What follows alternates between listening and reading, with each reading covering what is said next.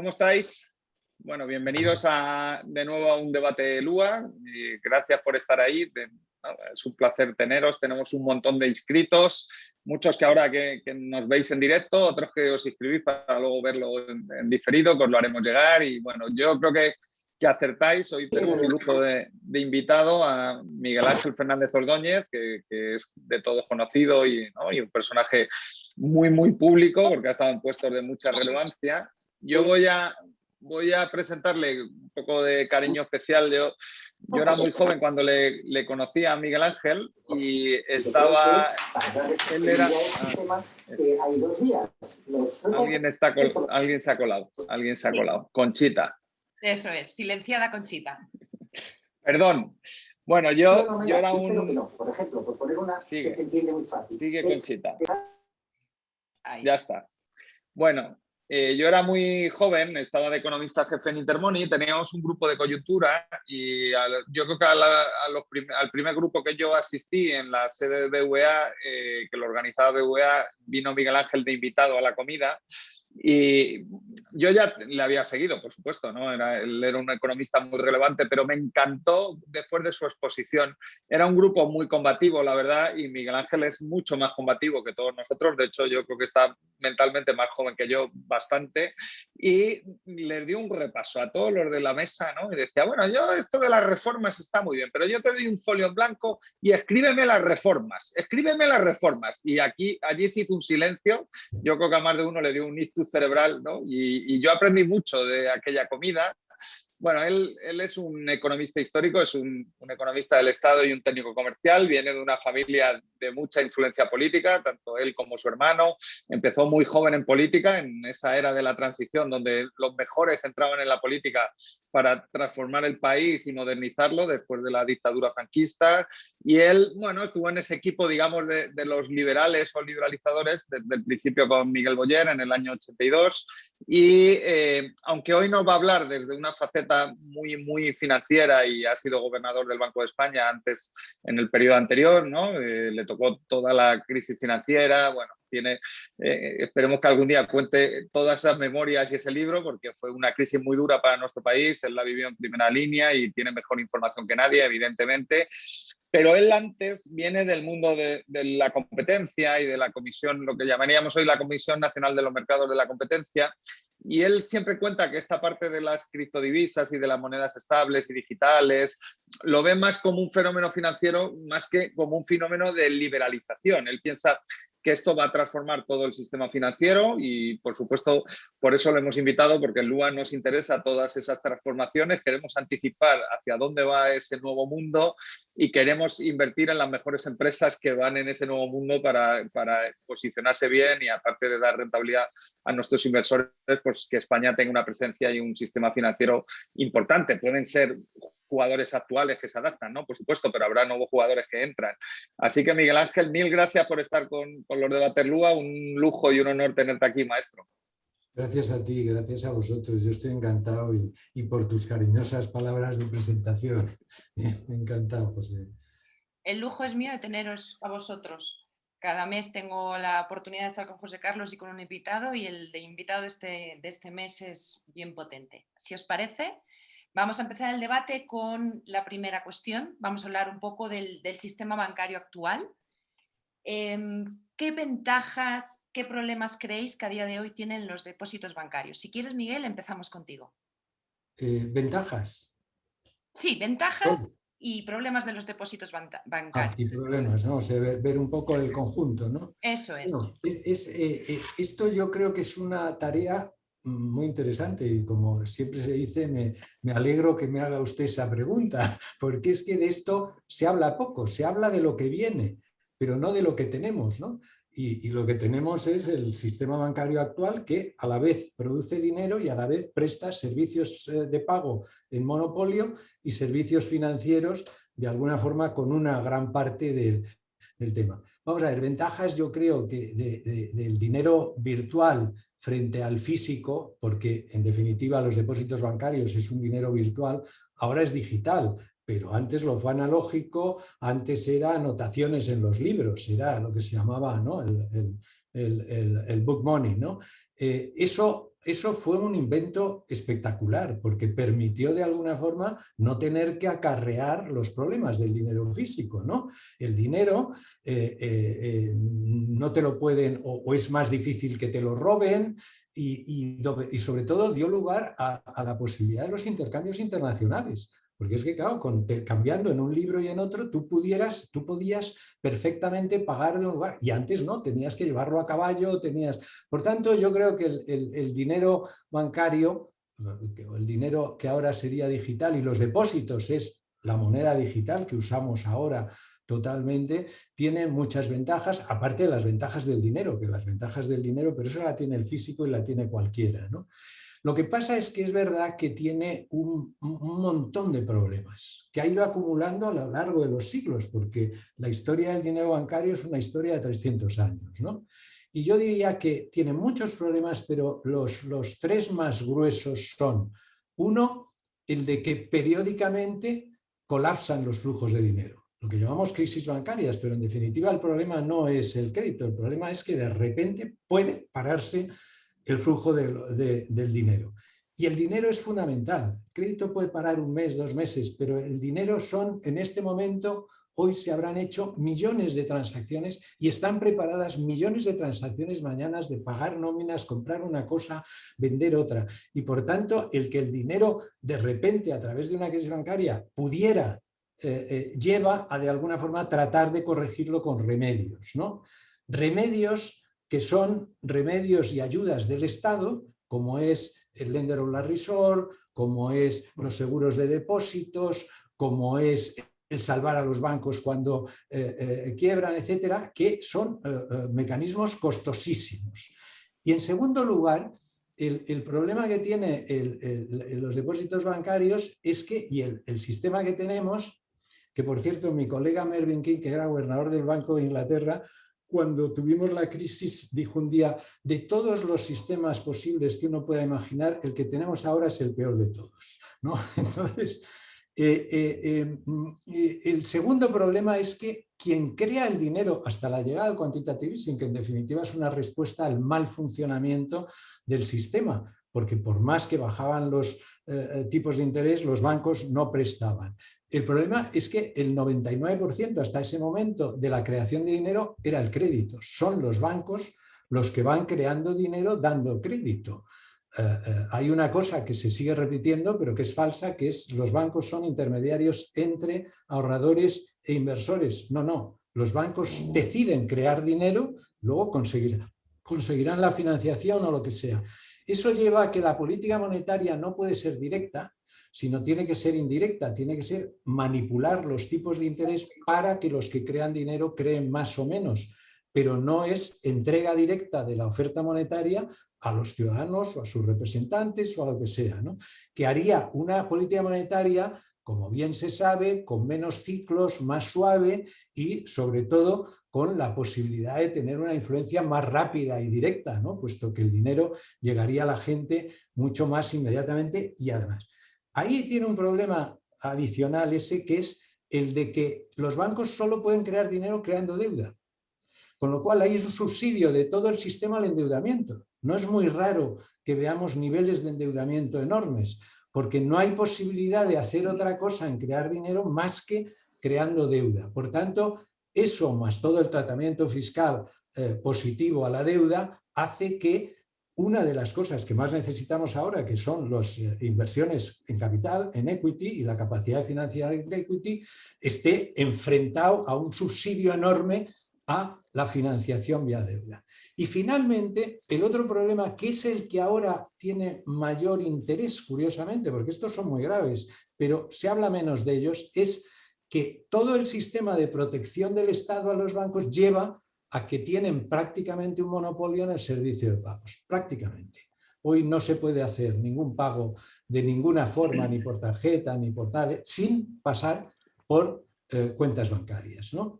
Y claro, esto ha llevado a que, sin decir la barbaridad que dijo Volcker, en 50 años los bancos no han inventado más que el cajero automático, pero evidentemente es un freno a la innovación en el sistema financiero enorme, porque no dejas de alguna forma que haya competencia en los servicios de pago. son costosos, como sabemos, las transferencias de migrantes en media cuestan casi un 6%, cuando en realidad con las técnicas actuales no tienen y tal. Por tanto, tenemos ahí esos tres grupos de problemas en un sistema de dinero digital que es los depósitos bancarios. Y eso es lo que está llevando de alguna forma a que empiecen a aparecer, empujados por las nuevas tecnologías, alternativas.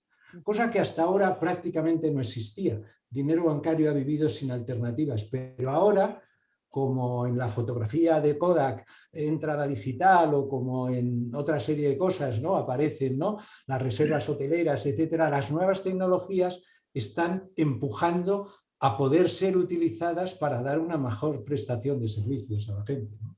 José Carlos. Bueno, yo coincido con Miguel Ángel. Yo creo que el sistema financiero en general, y en el caso europeo y en el caso español, donde el sistema bancario está muy desarrollado, con mucha presencia, ¿no? Hay menos presencia que de mercados de capitales, que es como es el caso americano o el caso británico y anglosajón, pues evidentemente estamos hablando de una institución clave del ciclo económico, del crecimiento económico, de la inversión y al final del empleo y de los salarios, que es de lo que va esto, ¿no? O sea, la economía no es nada más que un medio, no es un fin, y eso lo consigue el... A ver. Y hemos perdido, José Carlos. Solo la imagen. Ahora. Vale, es que se me ha ido, me ha entrado una llamada, perdón. Bueno, entonces es una institución clave, ¿no? Hay mucha correlación entre el ciclo económico y el ciclo de crédito, que decía Miguel Ángel, y por lo tanto, bueno, pues para los economistas le prestamos una enorme atención y un enorme seguimiento a lo que es la institución financiera y dentro de eso la institución bancaria, ¿no?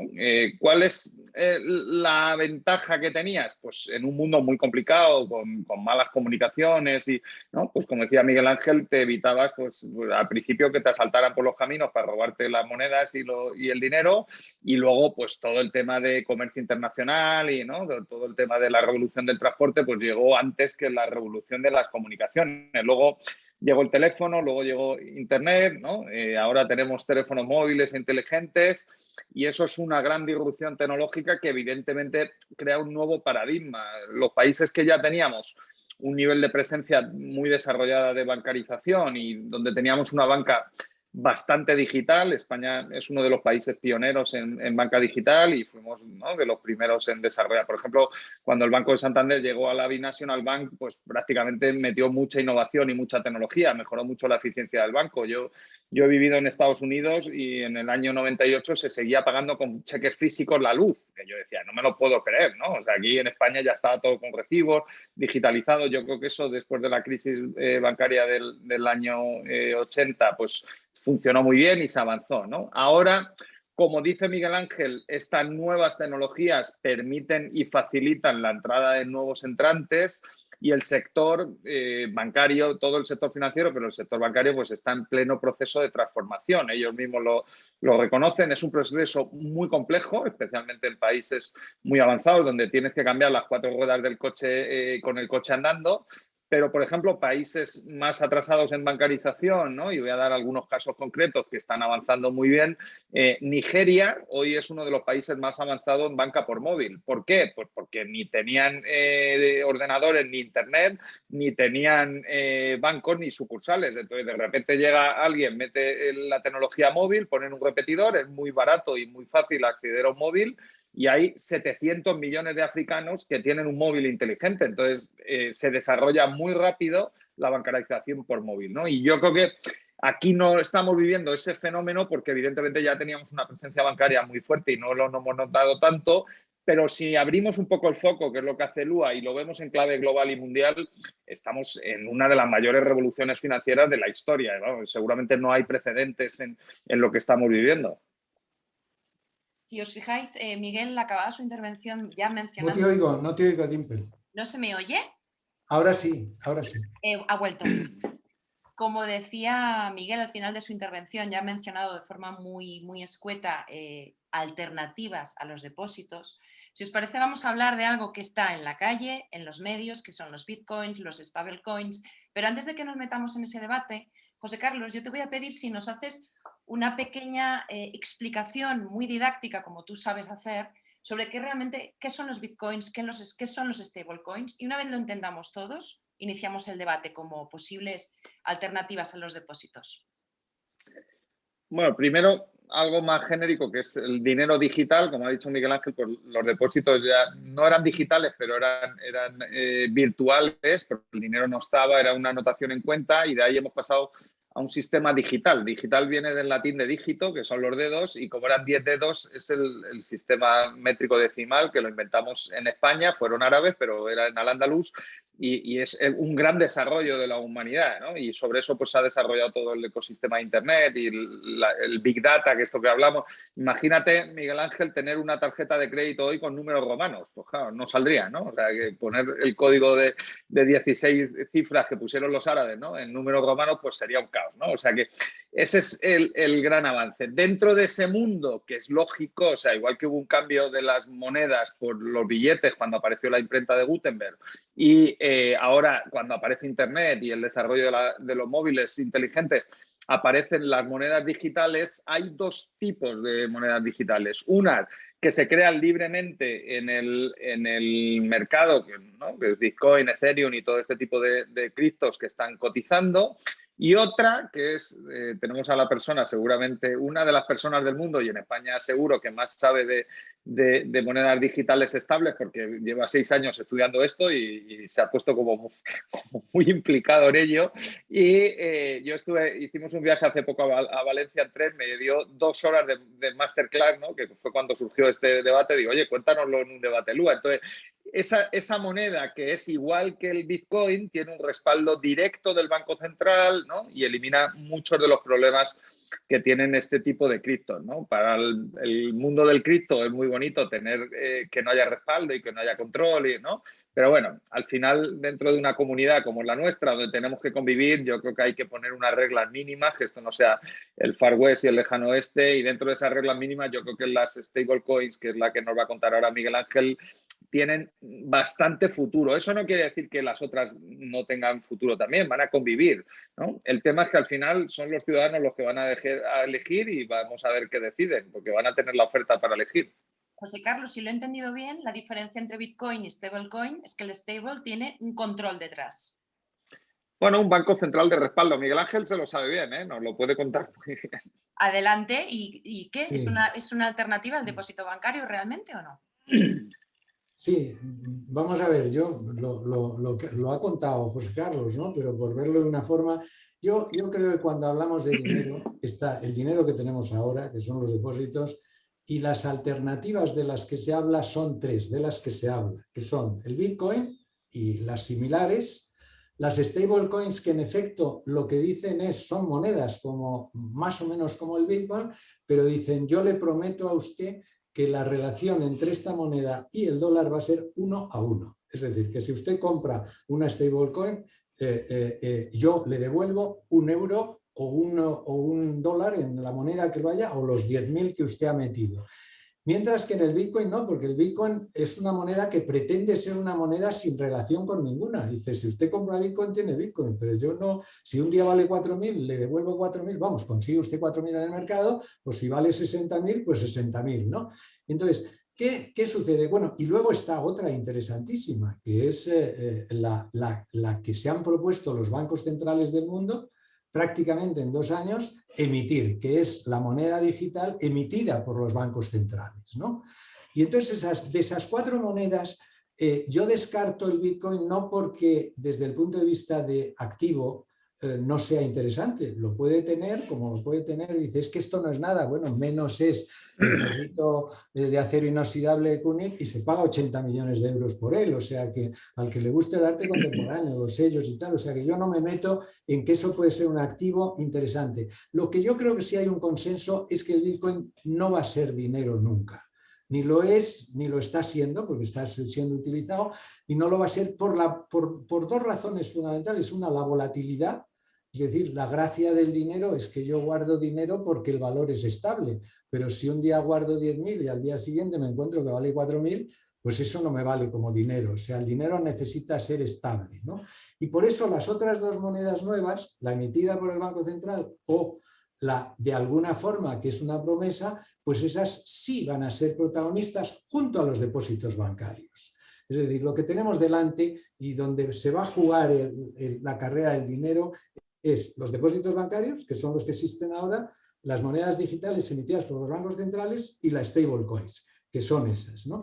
Entonces, dentro de las stablecoins hay unas que son las que se parecen más en definitiva a los bancos, porque yo digo a veces que los depósitos bancarios es la stablecoin más antigua del mundo, porque el depósito bancario no es depósito, no es dinero. Esto es curioso, ¿no? En una legislación que impidiera que alguien utilizara palabras incorrectas, los depósitos en los bancos no están depositados. El banco lo que hace es una promesa de pagar ese dinero y puede hacerlo o puede no hacerlo. Y cuando no puede hacerlo, como no esté detrás el Estado, tenemos una crisis bancaria. Entonces, las stablecoins tienen eso, el que ahora dicen que tienen una serie de activos de respaldo que, por cierto, son mucho más sólidos y más líquidos que los que lo tienen los bancos ahora, porque los bancos lo tienen invertido en hipotecas, en cosas a 30 años, etcétera, ¿no? Pero las propuestas que hay ya de stablecoins son de activos muy líquidos, letras del tesoro, etcétera, son mejores.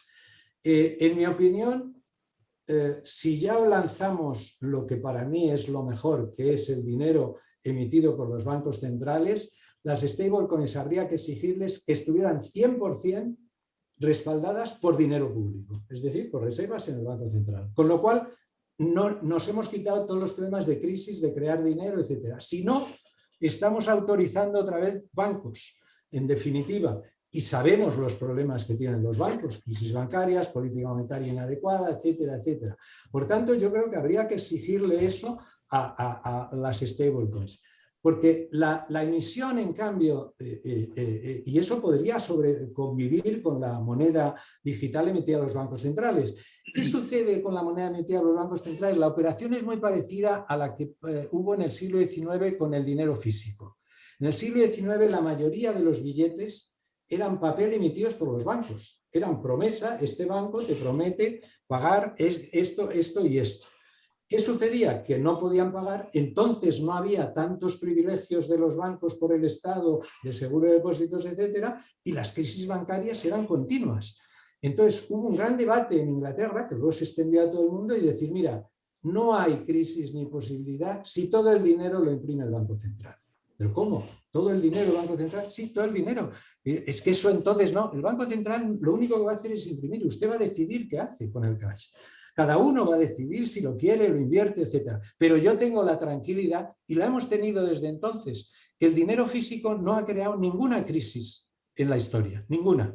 ¿Por qué? Por una razón, porque el dinero público es dinero, no es una promesa de devolver dinero, es dinero. Y si uno pone 1.000 euros y tiene billetes en el cajón, al cabo de un año saca y tiene 1.000 euros. Pero si lo ha metido en un banco, si no tuviera todas las protecciones del Estado, podría encontrarse con que tiene 900, porque el banco no es dinero. Es una promesa de dar dinero. Entonces, esa moneda nueva, que antes era más complicado de emitir, que se hizo con el dinero físico, en definitiva ahora es lo que habría que hacer con el dinero. Luego, el sector privado, el Banco Central no debe hacer más que lo que hace ahora con los billetes, no debe decidir ni qué se hace con ellos, ni qué se hace, el mercado lo decide.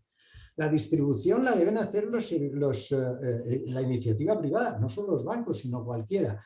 Todo el mercado debe hacer eso. Ahora, lo que puede hacer el Estado es una cosa que es muy sencilla, pero es muy importante, que es un safe money, un dinero absolutamente seguro para poder ser utilizado en el mercado totalmente. Y para mí esta es una de las funciones del Estado claras, o sea, lo que sabe hacer el Estado es eso. En cambio, ahora el Estado se mete a proteger a los bancos, a manipular los mercados de financiación, a decirle a los bancos cómo deben prestar o no deben prestar, si prestan a esto con requerimientos de capital, etcétera.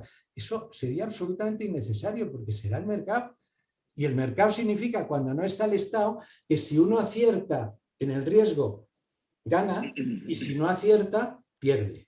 Pero con los bancos no podemos tolerar eso, porque como está ligado el problema del dinero, si uno gana, gana, pero si pierde hay que salvarlo, porque no podemos impedir. Por tanto, yo creo que al final lo que va a haber o lo que está viendo ahora, por no hablar más de lo que está viendo ahora, tenemos que ver qué pasa con los depósitos bancarios, qué pasa con las stablecoins y qué pasa con los CBDC, el euro digital. En Europa se llama euro digital.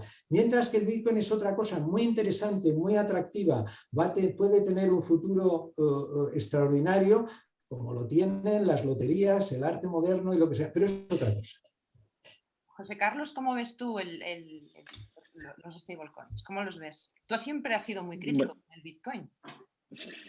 Bueno, crítico. No, yo creo que el Bitcoin va a estar y tiene su función y, ¿no? En determinados países es muy necesario, donde las monedas no son estables, donde hay hiperinflaciones, como es el caso de Venezuela, donde hay represión, en el caso de Venezuela, para el uso de dólares, porque están confiscados o prohibidos su circulación y este tipo de monedas son digitales y cumplen una función, ¿no? Yo creo que no... En otros casos, pues, oye, como dice Miguel Ángel, hay gente que quiere depositar sus ahorros y su riqueza en Bitcoin y, ¿no? Es una especulación sana y toman posición. Luego, cuando cae y pierden, vamos a ver, ¿no? Si aguantan, ¿no? El problema no es tanto ahí, sino, como dice Miguel Ángel, en las cadenas de apalancamiento, ¿no? Si el dinero fuera físico y no tuviera deuda y endeudamiento asociada, pues no habría problema, pero entonces no habría sistema financiero y no habría sistema de crédito, ¿no? Entonces, claro, ese papel es clave en la economía, como he dicho al principio.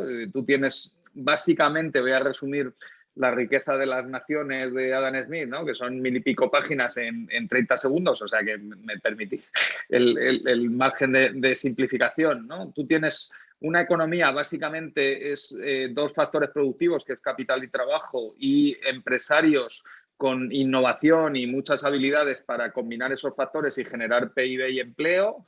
Y abajo necesitan un sistema financiero que transforma el ahorro principalmente de las familias en inversión empresarial, que es la que genera el empleo, ¿no? Y hay dos precios relativos determinantes en una economía, que es el salario y el tipo de interés, que es el precio del dinero y del capital, ¿vale? Entonces, eso es un modelo básico de cómo funciona una economía, igual que en Adam Smith, y es el modelo que enseñamos en la facultad. Entonces, claro, ahora tenemos un mundo muy organizado, con problemas, como dice Miguel Ángel, pero bueno, tienes un transformador, digamos, de ahorro y de depósitos en inversión y en crédito, ¿no? El tema, y ya hablo ya de mi preocupación personal, que todavía no visualizo, o sea, yo creo que vamos a un mundo nuevo, todavía no sabemos muy bien, y Miguel Ángel ha marcado un poquito por dónde van a ir los caminos. Mi preocupación es cómo hacemos el proceso de la transición, ¿no?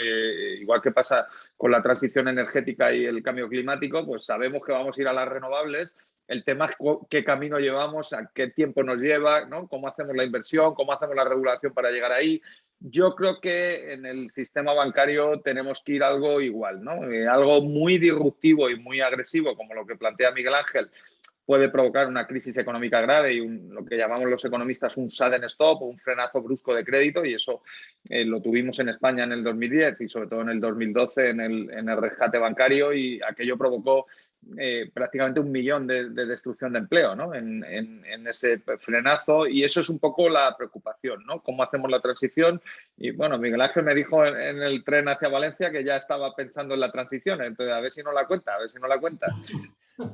No, vamos, coincido plenamente en el tema de la transición. Es decir, pero es importante separar la transición, que debe tener mucho cuidado con a dónde quieres llegar. Y yo creo que ahora que todo el mundo está estudiando el CBDC, cómo debe ser de arquitectura, intermediarios, indirecto, el anonimato, etcétera, etcétera. Pero intuyen algo que es evidente y es, oye, es que esto, ¿qué va a pasar con los depósitos bancarios? Porque claro, si le ofrecemos a la gente que tenga un dinero que es absolutamente público, que tiene muchos menos costes de todo tipo y tal, la gente se va a salir de los depósitos bancarios y puede tener una crisis importante, ¿no? Y entonces están proponiendo cosas que a mí me parecen mal, porque cosas como, no, pues vamos a limitar el uso del euro digital, que solo pueda usarse 3.000 euros al no sé qué, o que tenga un tipo de interés negativo para desincentivar el que se vayan de los depósitos ahí. A mí eso me parece absurdo porque son movimientos de defender un sistema que antes tienes que saber si te interesa mantener o no. Porque si realmente el problema de los depósitos tiene muchos problemas, pues lo que tienes que hacer es ir a eso. ¿Cómo? Con una transición suave, ordenada, tranquila.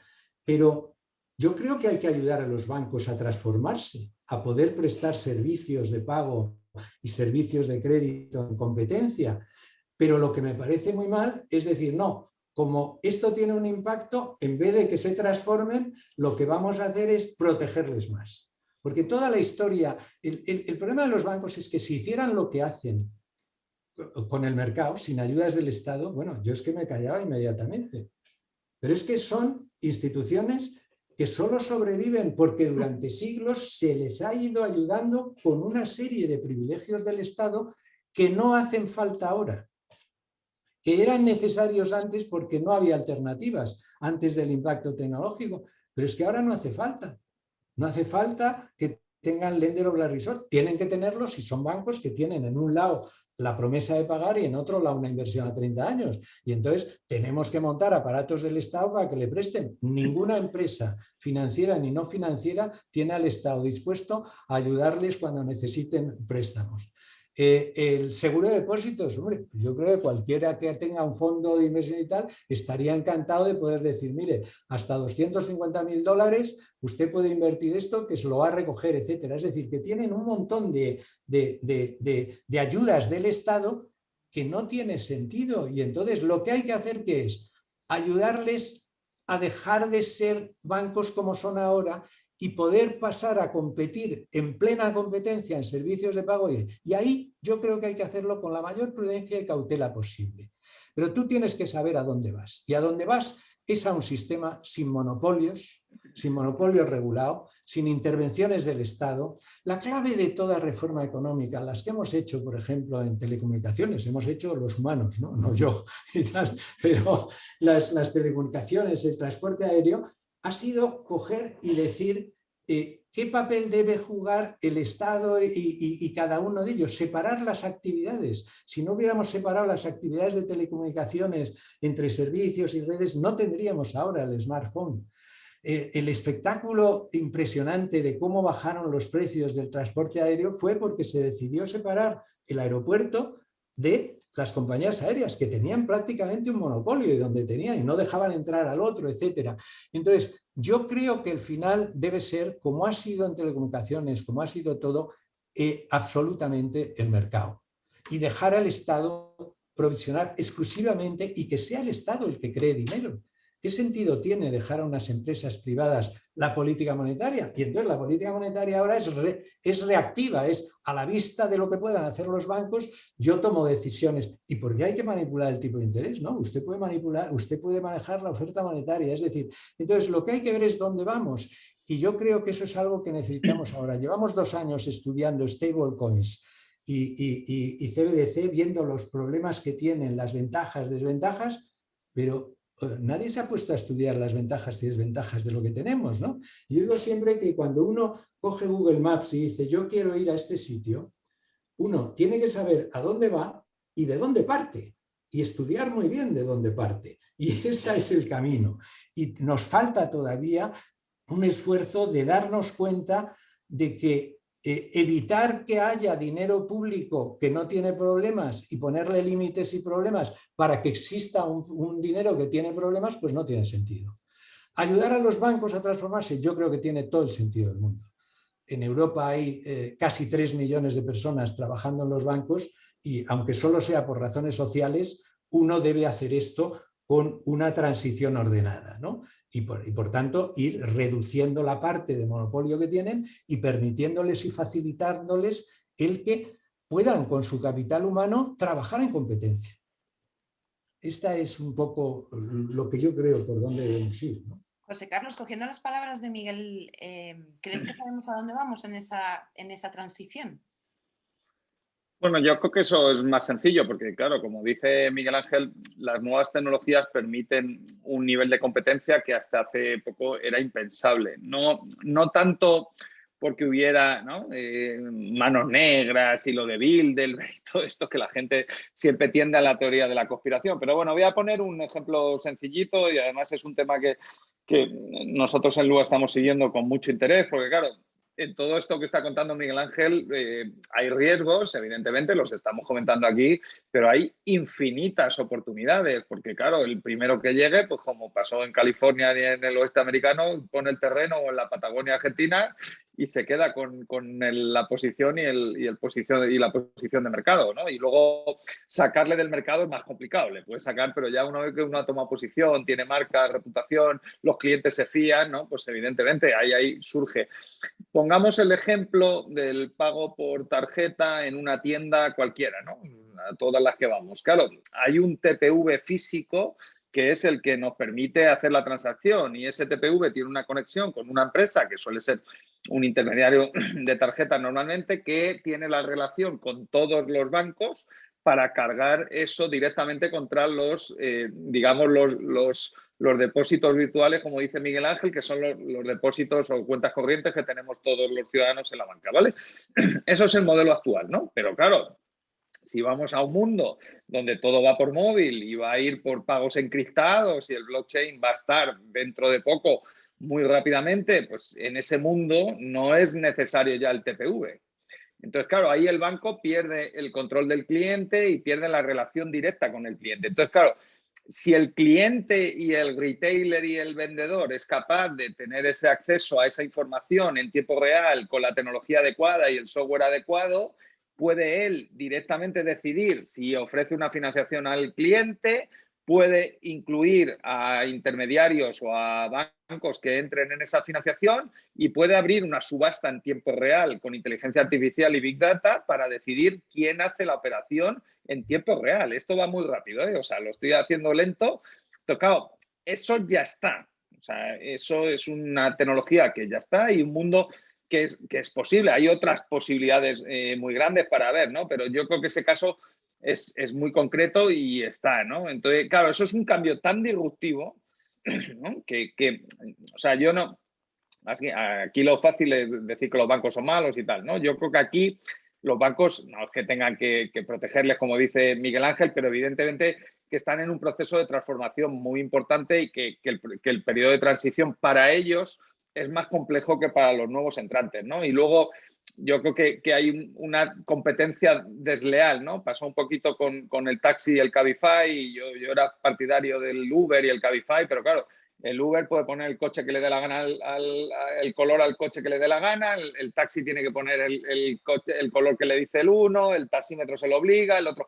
Entonces, claro, yo creo que si vamos a entornos de nueva competencia, tiene que haber reglas para todos igual, ¿no? No puede ser que la banca salga a competir en este mundo con los brazos atados atrás por la regulación, ¿no? Y los otros no tengan ningún tipo de regulación para competir, ¿no? O sea, algún punto intermedio entre las dos partes hay que encontrar, ¿no? Pero bueno, ya que estamos acabando, a mí sí me gustaría preguntarte, Miguel Ángel, ¿no? ¿Cómo ves a LuaFan, al Venture Capital y este nuevo mundo de oportunidades y este segmento en el que nosotros estamos de inversión de capital, ¿no? Que no es la deuda y los créditos y los depósitos, sino directamente entrar en el capital de las compañías e intentar transformar este mundo y hacerlo, como tú dices, un mundo mejor para los ciudadanos y las personas, que es lo que queremos todos? Hombre, eso depende de lo que tardemos, ¿no? Pero yo creo que si pensamos en que realmente al final todos van a actuar en competencia en servicios de pago, por cierto, con una norma muy elemental, y es que las empresas de servicios de pago no podrán prestar y tal, es decir, porque si no vuelves a tener el problema de los bancos y por tanto no podrán en absoluto. Los chinos lo han hecho ahora con sus plataformas, ¿no? Al principio dejaron, hicieron una regulación prudencial, etcétera. Pero vamos a suponer que si todo funciona en competencia, tienes, y el dinero además lo crea el Estado y no unas empresas privadas como son los bancos, yo creo que el mundo que sale ganando es el que está en el mercado. Los fondos, los tal, los GEFA, los yo no sé cuál es, ni siquiera cuál es el vuestro, perdona, José Carlos, el LuaFan y lo que sea. ¿Por qué? Porque ya estáis en el mercado. Y por tanto tiene unas ventajas enormes, porque en el momento en que tú dejas actuar en el mercado, vas a competir en igualdad de condiciones, no exactamente en el nicho que estéis vosotros, con un sistema como el de los bancos súper protegido del Estado. Cuando los bancos dicen, no, es que queremos un level playing field, que todos tengamos los mismos. Mire, es que eso, desde el punto de vista de competencia, y yo me dedico a ello, empieza por una cosa. Primero, dejar que puedan prestar estos servicios cualquiera. Segundo, ninguna empresa tendrá un privilegio del Estado. ¿Y usted qué quiere? ¿Que le quitemos el lender of last resort? Que no lo tiene nadie. ¿Que le quitemos el aseguramiento de depósitos? Que no lo tiene nadie. ¿Que le quitemos el fondo de resolución? Eso es muy bueno para los ciudadanos porque no tendrán que pagarlo, etcétera. Pero para los bancos es destructivo. Los bancos no pueden trabajar en un level playing field. Por tanto, y en cambio el mercado tiene que funcionar en level playing field. Aquí lo que usted haga, lo que se le ocurre, lo que imagine. Pero hay otra cosa macro muy interesante, y tú llevas también bastante los temas macro, y es que ahora hay una cantidad de dinero que, dado el que son los bancos los que lo crean y no lo crea el Banco Central, y por tanto podría colocarlo en cada uno de los ciudadanos europeos, el dinero que va creando, ¿no? Se llama despectivamente helicóptero money, pero de helicóptero nada. A Pedrito esto, a esto, a esto y a esto, y además sin ninguna discriminación. Entonces, esa enorme cantidad de dinero que ahora obligadamente tienes que ponerla en deuda y en endeudamiento, y es uno de los problemas que tenemos en nuestro sistema, no solo en España, en todo el mundo, eso lo va a decidir el mercado. Y el mercado probablemente, y en mi opinión, va a decidir prestar mucho menos e invertir. Y va a decidir facilitar financiación de capital, que ahora está absolutamente, digamos, perjudicada, por un lado, porque 300.000 millones de la creación de dinero, X, estoy poniendo como ejemplo, tienen que ir a deuda, no pueden ir a inversión en equity. Mientras que si tú lo dejas a la gente, nos podemos sorprender que la gente pues pueda decidir, y las clases medias, que ahora fundamentalmente no entran, prácticamente los únicos que están en el mercado ahora son los muy ricos, pero las clases medias prácticamente no deciden nada porque todo es lo que decide, digamos, los bancos, ¿no? Y entonces es posible que la gente diga, oigan, pues yo prefiero invertir en esto porque me ha convencido el señor José Carlos Díez, a través de que evidentemente tendrían que tener intermediarios de recoger toda esa intermediación, etcétera, etcétera, ¿no? Es decir, yo estoy convencido que uno de los fallos también, no he hablado de todos del sistema actual, es que es un sistema muy basado en que antes tal, el capital que era un ferrocarril, invertir en no sé qué, una nave, una no sé cuántos y tal, pero es que ahora no es eso. Es que ahora no es eso. Es que ahora la necesidad de financiar sanamente, que es a través de capital y a través de que la gente se juegue el dinero y no el Estado, porque los bancos, entre comillas, se juegan el dinero del Estado. Pero ahora la gente, si lo pierde, no va a venir nadie a decir, oiga, ayuden a ustedes al que se ha equivocado, etcétera. Entonces yo creo que hay un tema de que en el momento en que liberalizas, ¿qué es? El momento de los comerciantes. Cuando tú tienes un sistema, por ejemplo, del agricultor a la mesa, ¿no? En la Alemania del Este o en la Alemania comunista, tú tenías un intermediario del Estado que cogía y hacía eso. ¿Qué significa la liberalización del trayecto entre el agricultor y el esto? Que aparecen cientos de intermediarios y aparece uno muy grande y unas cadenas de supermercados y los mercadillos de los viernes en el pueblo y el otro no sé qué y una tienda pequeña, ¿qué tal? Entonces, el mercado es el mundo de los intermediarios y de los comerciantes y por tanto eso es, y a la vez tienes una cantidad enorme que yo no digo que no vaya a préstamos mucho, irá mucho, pero seguramente los tipos de interés tendrán que ser altos para atraer a la gente. Lo cual no está mal, no tendríamos a los alemanes ahora diciendo, oiga, me he pasado toda mi vida ahorrando porque yo pensaba que con que me dieran un 3% basta y ahora resulta que no me dan nada. Entonces, ¿qué me cuenta? Es una aberración que los tipos de interés estén en los niveles que estamos. ¿A qué se deben? A la intervención del Estado. Es el único que ha podido meter trillions y trillions para llegar a la aberración del tipo de interés negativo. Todo esto, ¿qué te da? Un mundo más de mercado. Si tú crees que tienes confianza en lo que estás diciendo, en que estás detectando oportunidades de inversión y tal, y no sé qué, el mundo, digamos, con liberalización total de servicios de pago es un mundo que evidentemente los intermediarios pues, se sienten más a gusto y la gente en general. Porque al final un intermediario es el que consigue, ese sí, intermediar entre ahorradores y los que necesitan, ¿no? Invertir o hacer lo que sea o tal, ¿no? Entonces yo creo que es que va a ser quizá la reforma. Yo soy optimista, yo creo que después de la Segunda Guerra Mundial hemos avanzado en incorporar mercado en el comercio internacional, lo que significa Europa con el tema mercado, la desregulación de las telecomunicaciones, del transporte, la caída del muro, que es una caída importante, lo de China, de entrada del mercado. El mercado acabará entrando en los servicios de pago y en los servicios financieros, en el tramo que no ha entrado. Porque hablamos a veces, el sistema financiero, debería estar prohibido hablar de eso. Hay dos sectores en el sistema financiero. Uno que está liberalizado totalmente, que es el no bancario, donde se ha avanzado en la innovación enormemente, se han creado los derivados, se han creado no sé qué, y otro que es un sistema de monopolio regulado. Y entonces lo que tenemos que hacer es que el 100% del sistema financiero, y eso yo estoy convencido que tendrá un impacto en la productividad y en todo enorme, porque la financiación, el poder financiar de capital y tal, te va a aumentar la productividad. Y es una reforma además muy complementaria a las otras dos grandes que tenemos ahora. Las otras dos grandes que son cambio climático y reducción de desigualdades, por decir rápidamente. Estas en el largo plazo son buenas, pero en el corto plazo disminuyen la productividad. Vamos, no nos dejemos de tonterías. Si tú dejas de quemar carbón, que vale esto, y haces lo otro, te va a costar y tal. Y la reducción de las desigualdades, desgraciadamente, no es a favor de la productividad. La liberalización sí, ¿no? Como decía Samuelson en su último artículo, ¿no? Decía, la liberalización del comercio es magnífica, pero crea dañados.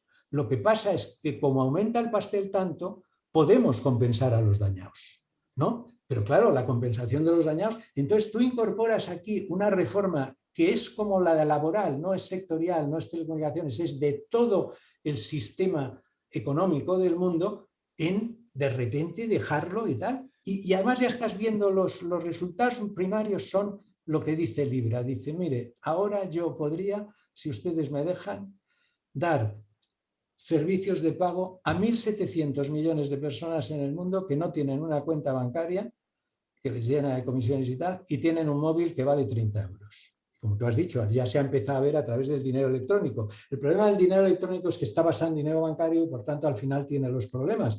Pero el dinero electrónico público tiene unas ventajas espectaculares, ¿no? O las stablecoins que tú les exijas que sean 100% públicas. Yo creo que hay que tener cuidado. Ahora ha sacado el papel el grupo del presidente de Estados Unidos sobre las stablecoins. Y a mí me preocupa porque dicen, no, hay que tratarlas como si fueran entidades de depósito. No, no, por favor, porque es que no necesitamos nuevos bancos. Necesitamos... Bueno, vamos a dejarles a la gente que nos está viendo, además fielmente, que nos hagan preguntitas, que han aguantado aquí como unos campeones y seguro que están interesadísimos, ¿no? ¿Ya hay cosas por ahí, Dimpel? Cositas, sí. Álvaro Brito, os voy a pedir a los dos, por favor, sé que es complicado, que en el turno de preguntas seáis muy breves para poderle dar espacio a todas las preguntas, ¿vale? Nos quedan 10 minutitos. Álvaro Brito nos pregunta, ¿cómo va el Estado a regular stablecoins extranjeras que no están respaldadas ni lo estarán por ningún banco central europeo o español?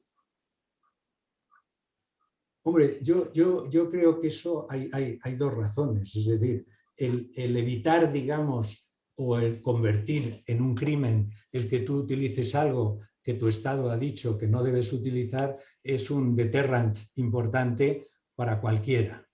Y luego, además, es que de alguna forma yo creo que es que interesa, es decir, yo creo que interesa regular las stablecoins siempre que cumplan determinadas cosas.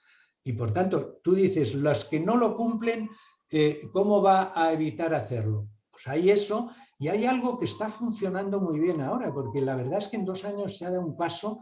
Hemos pasado de hace 3 años, cuando yo empecé a ocuparme de esto, ¿te acuerdas, José Carlos y tal?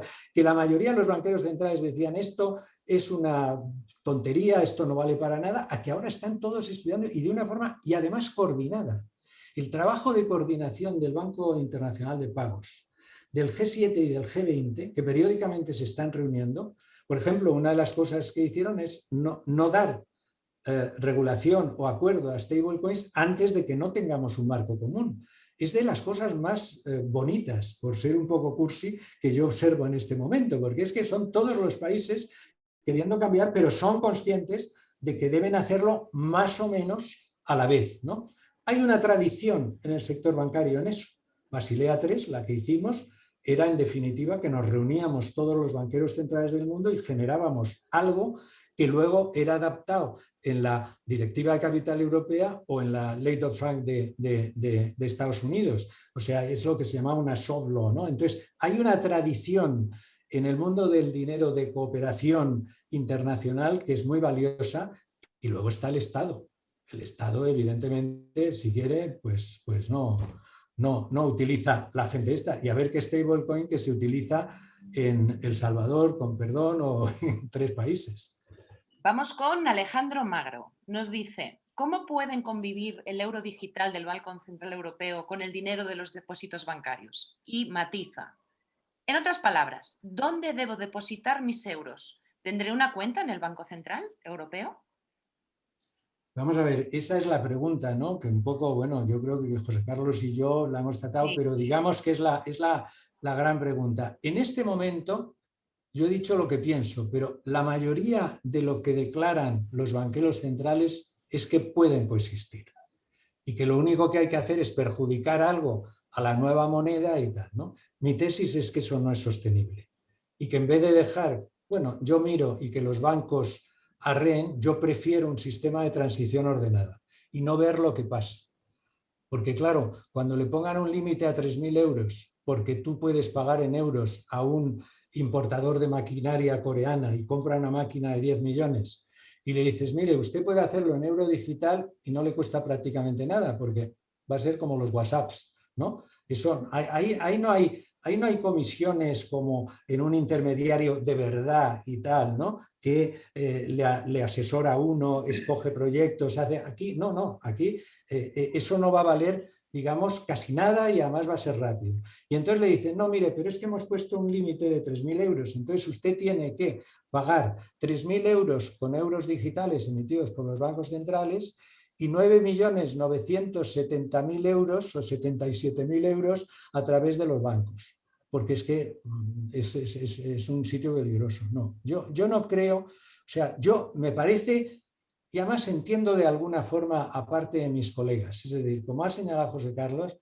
el pensar que los bancos tambaleen te lleva a tratar de protegerlos como sea. Lo hemos visto en el COVID. En el COVID no se ha protegido, digamos, a ninguna otra institución financiera, pero a los bancos les has cambiado las reglas de provisiones, les has dado avales a los créditos, les has dado no sé qué y tal, y si no lo hubiéramos hecho, hubiéramos tenido problemas con los bancos. Entonces, mientras tengamos este sistema, por eso no es un tema de buenos y malos, hay que ayudar a los bancos, hay que resolver. Si quiebran hay que gastarse 60.000 millones, porque la alternativa es terrible. Ahora, si cambiamos el sistema, tenemos un sistema en que eso no es necesario. Y esto es lo que cambia el tema. Entonces, dinámicamente, yo estoy convencido que en algún momento habrá que pensar en cómo cambiar la regulación de esta moneda digital, estamos hablando de la regulación de las otras, de esta, para darle tiempo a incorporarse a un sistema de competencia y de mercado y hacerlo ordenadamente y permitiendo además que el capital humano que hay ahí, que es muy importante porque es muy valioso, porque bueno, tienen sueldos aceptables, y es que pueda ser usado en una situación de competencia. La siguiente pregunta, no sé quién debería responderla, la digo en alto y vosotros decidís, creo que José Carlos. Tore pregunta, ¿la tecnología blockchain va a facilitar que se luche eficientemente contra la evasión a paraísos fiscales? ¿O la presión de Hacienda la vamos a seguir sufriendo los ciudadanos de a pie? Pregunta clave. Bueno, va a facilitar mucho porque va a quedar todo registrado, ¿no? Siempre vas a tener que tener un inspector y va a tener que haber una labor. O sea, gente que quiera evitar o no cumplir las reglas va a ver, lo que va a facilitar es mucho la labor de inspección porque queda todo registrado. Entonces, cuanto un inspector pueda acceder a esa información y esté registrado, pues evidentemente avanzará mucho la lucha contra el fraude.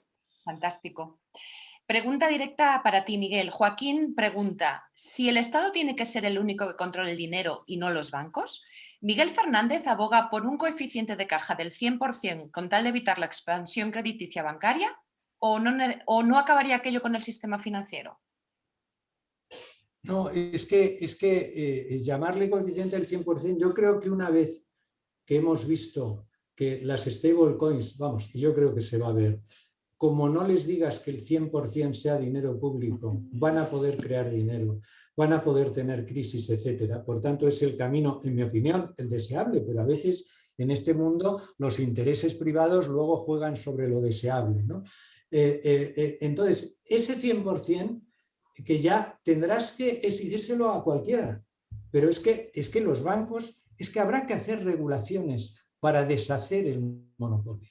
O sea, mi idea es cuando han entrado las nuevas tecnologías en campos no regulados, por ejemplo, las agencias de viaje, pues tú lo único que tienes que hacer es dejar y la propia tecnología te crea Booking, TripAdvisor, no sé qué y tal, y las agencias se quedan reducidas y ahí todavía y tal. En la fotografía digital no era un sector regulado, Kodak dice subsistirá siempre el celuloide, no sé qué, oye, pero las fotografías digitales nos permiten hacer ahora vídeos. Yo hacía vídeos de cine familiar que me costaban entonces un riñón y ahora mis hijos y mis nietos me mandan vídeos que no les cuesta un duro y tal y no sé qué. Pero se ha hecho sin hacer nada. Pero los sectores regulados requieren la regulación de las telecomunicaciones, no solo decir el que quiere entre, tienes que cambiar el monopolio.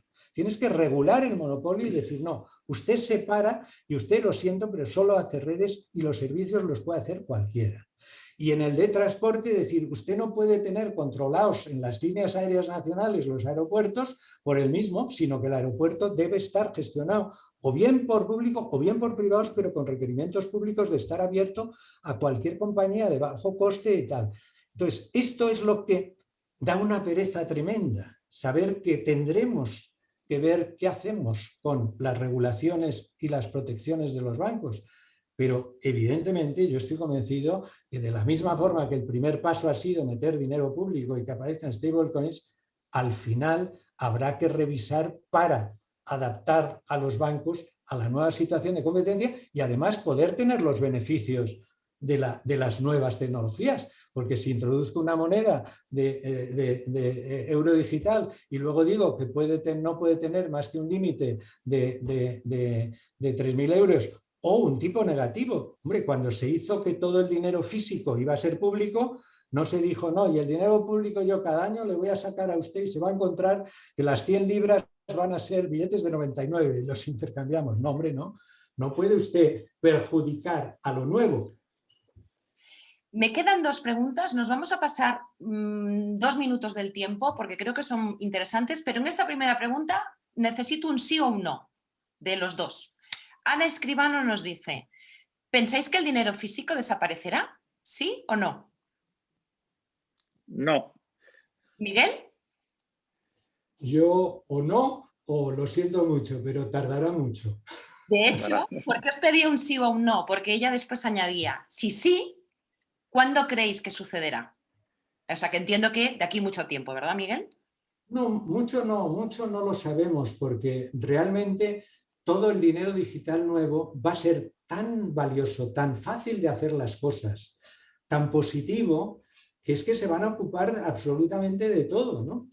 Y luego, evidentemente, lo que es importante es no tener stablecoins ni bancos que puedan crear dinero, y por eso es muy importante que el dinero digital esté basado en dinero público, porque entonces, si no, ahora en este momento el cash es lo único que tiene la gente de dinero público. Claro. Desaparece el cash, te quedas sin dinero público, no te queda más remedio que estar en manos privadas. Por tanto, pero yo creo que si esto sigue adelante, las oportunidades igual ahora de mandar vídeos de tal, de Booking, de TripAdvisor, van a ser espectaculares. En el momento en que introduces libertad, hay innovación.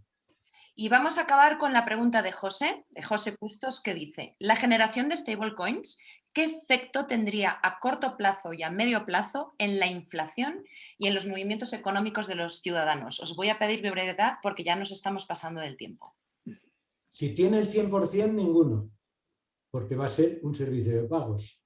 Si no lo tiene, puede ser muy peligroso. Y de ahí que todas las organizaciones y los reguladores americanos se hayan sacado la semana pasada un papel diciendo ojo con esto. Ese es el tema. O sea, yo es que creo que las stablecoins no sin exigencia al 100% pueden ser un peligro, evidentemente. José Carlos. Sí, porque lo que haces es meter más dinero en circulación y esa capacidad de apalancamiento que dice Miguel Ángel mete más dinero en circulación. Entonces, ahora tienes un sistema más o menos controlado con el sistema bancario de apalancamiento, con la regulación, y entras a un sistema no controlado. Y luego hay una cosa que un discípulo de Keynes que se llamaba Hyman Minsky, cuando el sector financiero, da igual que sean nuevos o antiguos, ve que no hay rentabilidad, empieza a subir más riesgos de los que debería, ¿no? Y ese es el riesgo de crisis financieras que no serían bancarias ya, serían financieras puras. Muchísimas gracias a los dos por la brevedad, que sé que es complicado. Si te parece, José Carlos, despide tú este debate, que siempre lo haces fenomenal. Bueno, me ha encantado, yo creo que es un polemista, ya lo habéis visto.